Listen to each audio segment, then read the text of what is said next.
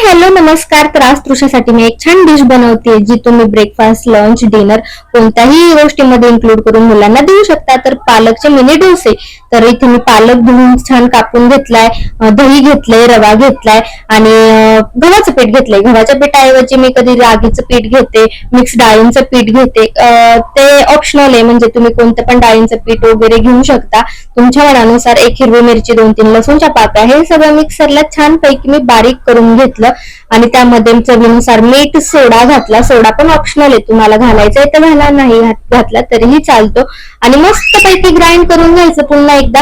आणि बटर किंवा तूप, मस्तपैकी गावरान तूप असेल तर बेस्टच, कारण त्याचा फ्लेवर खूप छान उतरतो या सगळ्या गोष्टीमध्ये.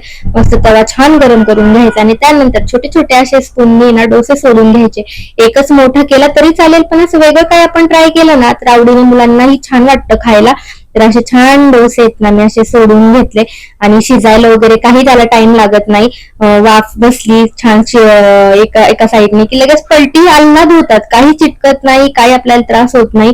आणि जाळी पण तुम्ही बघू शकता फार छान आलीये, मऊसूत लुसलुशीत असे छान हे डोसे होतात. दुसरीकडनंही छान बटर लावून घ्यायचं आणि छान मुलांना त्यांच्या आवडीनुसार सॉस जाम सोबत खायला द्यायचं. तर असा काहीसा आजचा मेनू होता. Bye bye.